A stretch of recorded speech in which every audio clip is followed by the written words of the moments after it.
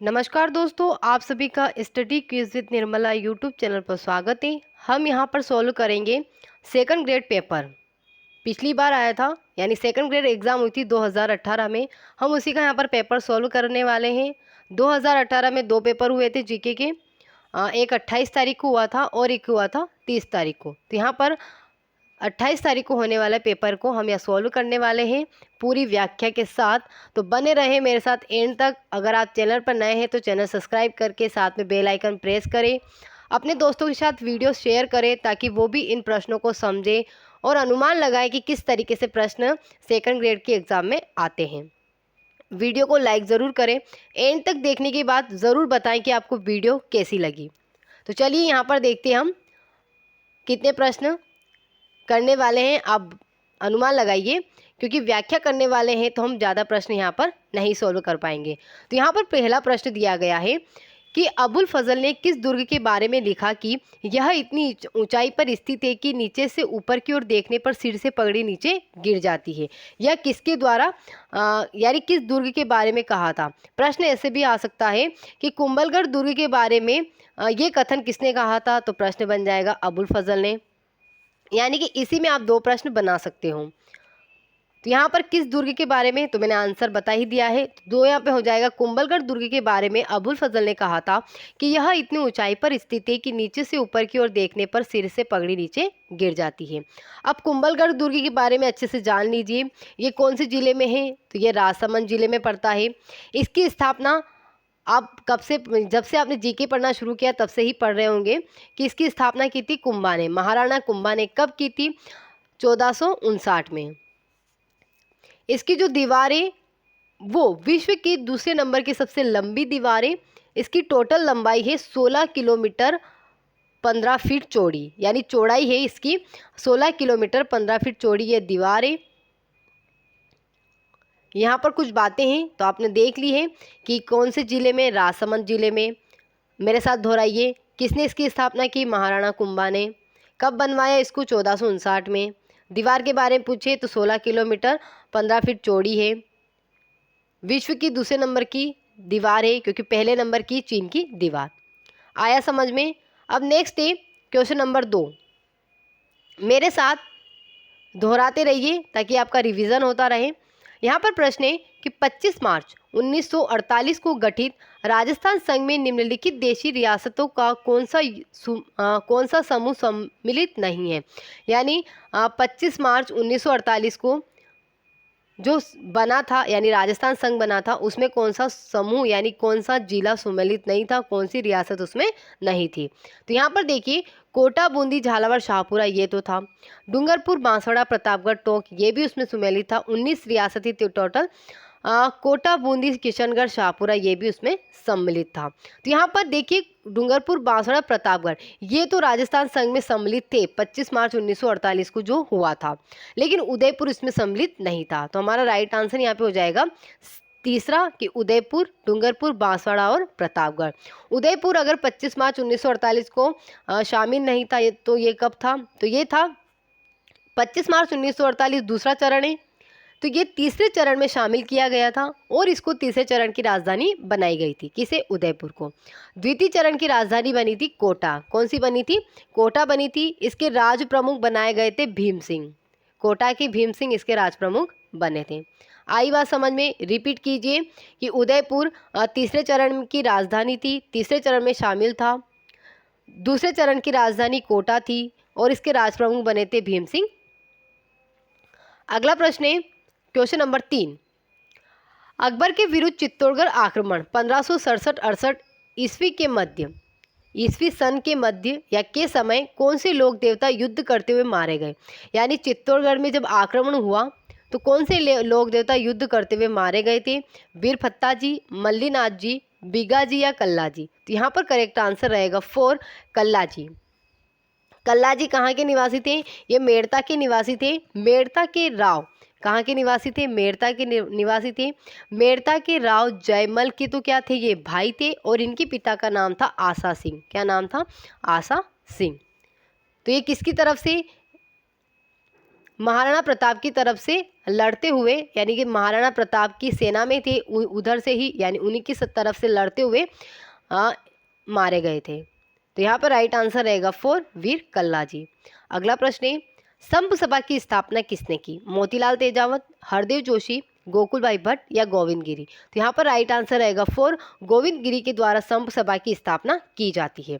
कहाँ से की जाती है? तो ये की जाती है डूंगरपुर। डूंगरपुर कब की गई? 1883 में। संप सभा की स्थापना 1883 में गोविंद गिरी के द्वारा की गई। अगर इसका प्रथम अधिवेशन पूछे, स्थापना अगर पूछा जाता है तो 1883, लेकिन प्रथम अधिवेशन अगर पूछा जाता है तब आंसर होगा आपका 1903, क्योंकि संप सभा का प्रथम अधिवेशन हुआ था 1903 में। आया समझ में? फिर से दोहराइए कि संप सभा की स्थापना गोविंद गिरी ने की थी। कब की थी? 1883 में की थी। प्रथम अधिवेशन 1907। ये बात आपको याद होनी चाहिए। अगला प्रश्न है, निम्नलिखित को सुमेलित करना है। एक तरफ शरीर के अंगे और एक तरफ आभूषण है। तो यहाँ पर देखिए, जो मेमन है बहुत सी परीक्षाओं में आया हुआ है। पिछली बार जो रीट हुई थी 2007 में, उसमें भी मेमन आया था। तो यहाँ पर देखिए, मेमन सिर का आभूषण है, गले का आभूषण हंसली है, कमर का आभूषण है कड़कती। सी हो जाएगा यहाँ पर कि सिर का आभूषण है मेमन, गले का है हंसली, कमर का है कणकती और पैर का है रिमजोन। यानी राइट आंसर हमारा रहेगा 4 3 1 2। 4 3 1 2 देखिए कौन से ऑप्शन में? तो यहाँ पर जो लास्ट ऑप्शन है 4 नंबर वाला 4 3 1 2 यहाँ पर सही हो जाएगा। अगला प्रश्न है, अकबर ने सर्वोच्च मनसब यानी कि 7,000 किस राजपूत शासक को दिया था? भारमल को, मोटा राजा उदय सिंह को, राजा मानसिंह को या राजा भगवंत दास को? तो यहाँ पर देखिए 7,000 मनसबदारी की पूछा गया है, तो ये दी गई थी राजा मानसिंह को। राजा मानसिंह कौन थे? हर कुंवर या जो हीर कुंवर भी कहा जाता है, अकबर की पत्नी, उनके भाई थे। इनके पिता थे भगवंत दास और भगवंत दास के पिता थे भारमल। इन्हीं को 7,000 मनसबदारी दी गई थी। कौन से वंश से संबंधित है? ये कछवा वंश से संबंधित है। कछवा वंश कहाँ पर था? तो ये आमेर में था। Okay, clear? तो यहाँ पे राइट आंसर रहेगा 3 राजा मानसिंह। अगला प्रश्न है, रूठी रानी के नाम से कौन प्रसिद्ध है? उमादे, रूपादे, हंसाबाई, जोधाबाई? तो यहाँ पर राइट आंसर रहेगा उमादे। रूठी रानी के नाम से उमादे को जाना जाता है। उमादे कौन थी? राव मालदेव की पत्नी थी। राव मालदेव की पत्नी थी। इनका महल जयसमंद उदयपुर में स्थित है। कहाँ पर है? जयसमंद उदयपुर में उमादे यानी रूठी रानी का महल स्थित है। तो यहाँ पर राइट आंसर रहेगा 1। प्रश्न आ जाए, रूठी रानी यानी कि उमादे किसकी पत्नी थी? तो राव मालदेव की थी। इनका महल कहाँ है? तो उदयपुर में है, जयसमंद। अगला प्रश्न है, सुमेलित कीजिए। एक तरफ राम स्नेही संप्रदाय की शाखा है और एक तरफ प्रवर्तक है। शाखा है राम स्नेही संप्रदाय की। यहाँ पर मैच करना है। तो सिंहथल हरिराम दास, संत हरिराम दास प्रवर्तक थे सिंहथल के। रेड के संत दयाव जी, खेड़ापा के संत रामदास जी और शाहपुरा के संत रामचरण जी। यानी राइट आंसर हमारा रहेगा 2 4 3 1। 2 4 3 1। देखिए 2 4 3 1 किस में है? 2 4 3 1। यहाँ पर दूसरा नंबर सही हो जाएगा 2 4 3 1। अगला प्रश्न है, बादशाह का प्रसिद्ध मेला कि राजस्थान के किस शहर में आयोजित होता है? ये देखिए बादशाह का प्रसिद्ध मेला पूछा है। अब ये प्रश्न भी आ सकता है कि बादशाह का प्रसिद्ध मेला किसकी याद में या किस लिए लगाया जाता है? तो टोडरमल को अकबर ने एक दिन के लिए बादशाह बनाया था। अजमेर के ब्यावर यानी अजमेर के ब्यावर में बादशाह का प्रसिद्ध मेला लगता है। अब कब लगता है? तो ये होली के दूसरे दिन लगता है। कब लगता है? होली के दूसरे दिन लगता है। होली के दूसरे दिन लगता है। होली के जस्ट दूसरे दिन क्या होती है? धुलंडी। प्रश्न ये भी आ सकता है बादशाह का प्रसिद्ध मेला कब लगता है? तो यहाँ पर करेक्ट आंसर क्या हो जाएगा? धुलंडी, होली के दूसरे दिन। तो राइट आंसर यहाँ पे 3 होगा, ब्यावर, अजमेर। अगला प्रश्न है, सुमेलित कीजिए। एक तरफ पुस्तक है, एक तरफ लेखक है। हम्मीर हट किसकी है? चंद्रशेखर की है। हम्मीर महाकाव्य नयनचंद्र सूरी की है। कानरदेव प्रबंध पद्मनाभ की है और पृथ्वीराज विजय जयानक की है।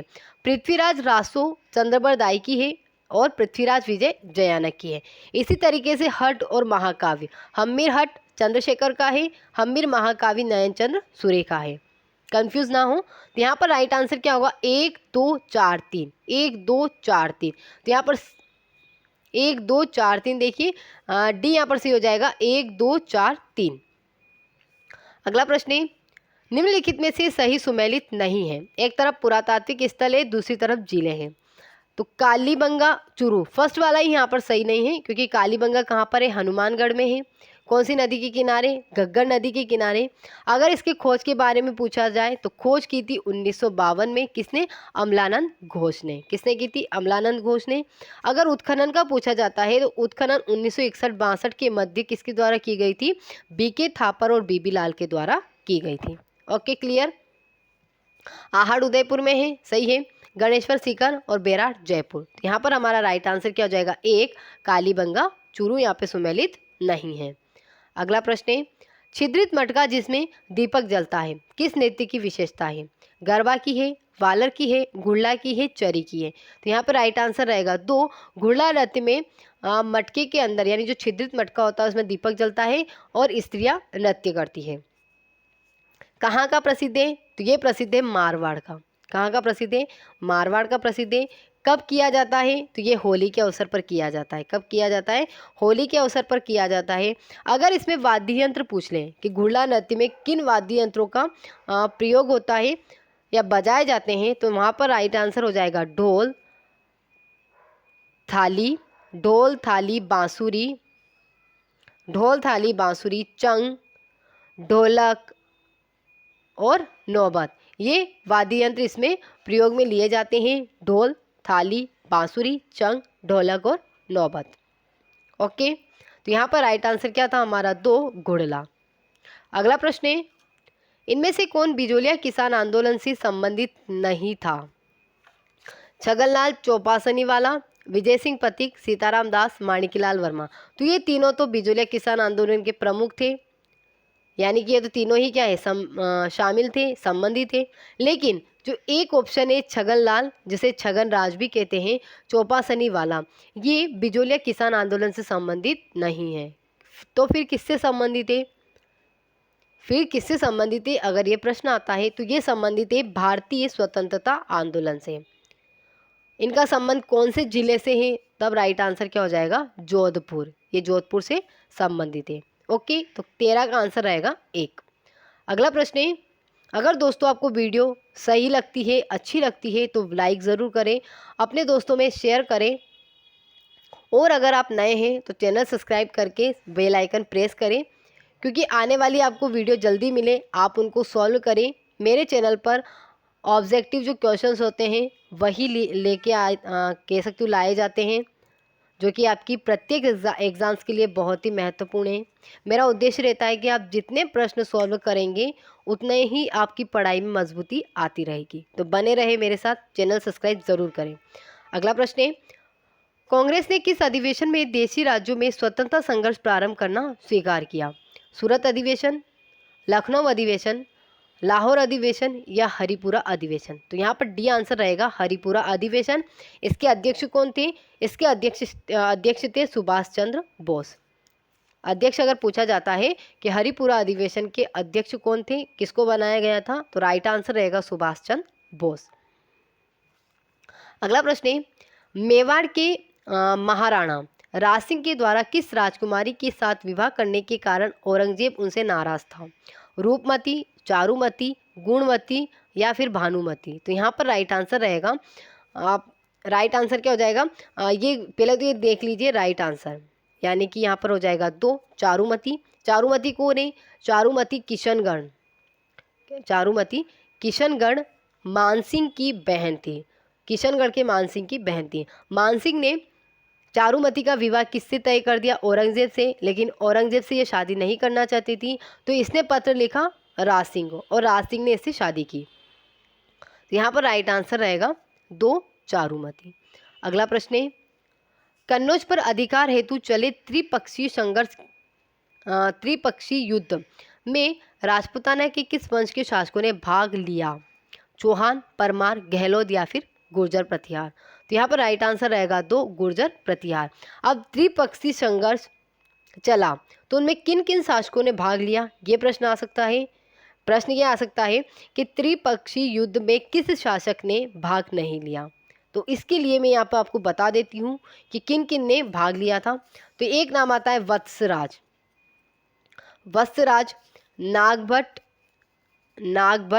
द्वितीय, प्रथम नहीं द्वितीय, रामभद्र, नेक्स्ट है मिहिर भोज और अगला है महेंद्रपाल। यानी गुर्जर प्रतिहार से त्रिपक्षीय युद्ध में 5 शासकों ने भाग लिया था। प्रश्न ऐसे भी आ सकता है कितने शासकों ने भाग लिया, तो आपका करेक्ट आंसर होना चाहिए 5। अब पांचों के नाम आपको याद होना चाहिए, वत्सराज, नागभट्ट द्वितीय, रामभद्र, मिहिर भोज और महेंद्रपाल। Okay clear. तो यहाँ पे राइट आंसर रहेगा 2, गुर्जर प्रतिहार।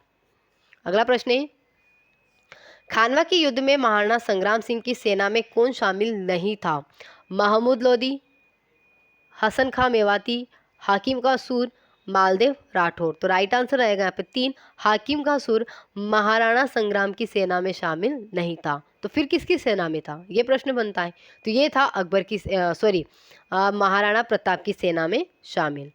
महाराणा प्रताप की सेना में शामिल था हाकिम का सूर। हाकिम का सूर को सेनापति बनाया जाता है हल्दीघाटी युद्ध का। तो राइट आंसर यहाँ पे हो जाएगा 3। अगला प्रश्न है 18, सही युग्म नहीं है, यानी उसका चयन करना जो सुमेलित नहीं है। एक तरफ मंदिर है, एक तरफ स्थान है। द्वारिकाधीश मंदिर कांकरोली सही है, सुंदा माता मंदिर भीनमाल जालोर ये भी सही है, आई माता मंदिर बिलाडा ये भी सही है, ज्वाला माता मंदिर तलवाड़ा ये यहाँ पर गलत है। ज्वाला माता मंदिर तलवाड़ा में नहीं, कहाँ पर है? जोबनेर। कहाँ पर है? जोबनेर। और जोबनेर कहाँ पर पड़ता है? जयपुर में। तो राइट आंसर क्या हो जाएगा यहाँ पर 4, ज्वाला माता मंदिर तलवाड़ा। अगला प्रश्न है, ज्वाला माता मंदिर कहाँ है? जोबनेर में है, और जोबनेर कहाँ है? जयपुर में। नेक्स्ट है, विक्रम संवत के अनुसार एक वर्ष में आने वाले निम्नलिखित त्योहारों को क्रम से, यानी कि प्रारंभ से अंत तक जमाना है। प्रारंभ यानी हिंदी वर्ष के अनुसार प्रारंभ कब हुआ और कौन सा लास्ट में आता है, इस तरीके से। तो गणेश चतुर्थी आती है भाद्रपद शुक्ल चतुर्थी को। कब आती है? शुक्ल चतुर्थी को। दीपावली आती है कार्तिक अमावस्या को। कब आती है? कार्तिक अमावस्या को। कृष्ण जन्माष्टमी आती है भाद कृष्ण अष्टमी को। और अंत में आता है गणगौर चैत्र माह में। तो यहाँ पर देखिए, हिंदी महीना शुरू होता है चैत्र से और ख़त्म होता है फाल्गुन से। तो चैत्र यहाँ पर यानी कि गणगौर पहले हो जाएगा। तो 2 और 3 तो कर जाएंगे क्योंकि डी ऑप्शन है ही नहीं कहीं पर। तो 1 और 2 में से होगा चैत्र यानी गणगौर। फिर आता है कृष्ण जन्माष्टमी और फिर आता है कृष्ण जन्माष्टमी। यानी कृष्ण जन्माष्टमी, कृष्ण पहले आता है, 2 पक्ष होते हैं कृष्ण और शुक्ल। तो कृष्ण पहले आता है, शुक्ल पक्ष बाद में आता है। तो यहाँ पर हो जाएगा कृष्ण जन्माष्टमी। ये भी भादवे में आती है, ये भी भादवा में आती है। तो कृष्ण जन्माष्टमी यानी 3 नंबर। तो यहाँ पर देखिए एक ऑप्शन हो जाएगा DCAB, गणगौर, कृष्ण जन्माष्टमी, गणेश चतुर्थी और अंत में आती है दीपावली। तो राइट आंसर रहेगा 1। अगला प्रश्न है पिछवाई चित्रकला कहाँ की प्रसिद्ध है? बीकानेर की, बूंदी की, नाथद्वारा की या फिर जयपुर की? तो पिछवाई आप सभी जानते हैं कहाँ की प्रसिद्ध है? नाथद्वारा की। नाथद्वारा कहाँ पर पड़ता है? राजसमंद में पड़ता है। पिछवाई क्या है? श्रीनाथ जी की जो मूर्ति है, पिछवाई वो होती है बाल कृष्ण लीलाओं का अंकन जो कपड़े पर होता है, उसे क्या कहते हैं? पिछवाई कहते हैं। तो यहाँ पर राइट आंसर रहेगा 3, नाथद्वारा। ओके दोस्तों, आज के लिए बहुत ही इतने 20 प्रश्न। नेक्स्ट जो बचे हैं, टोटल कितने प्रश्न आते हैं? 100 प्रश्न आते हैं। आज हमने 20 प्रश्नों को अच्छे से समझ लिया है। हो सकता है इनमें से कहीं ना कहीं प्रश्न आ जाए, तो आप इसको अच्छे से समझिए, बार बार देखिए ताकि आपको और अच्छे से समझ में आए। वीडियो को लाइक ज़रूर करें, चैनल पर नए हैं तो सब्सक्राइब ज़रूर करें। और साथ पे बेल आइकन को दबाएं ताकि आने वाली वीडियो आपको तुरंत मिले, आप उसको अच्छे से देखें, सॉल्व करें और अपने आप का मूल्यांकन करें। धन्यवाद।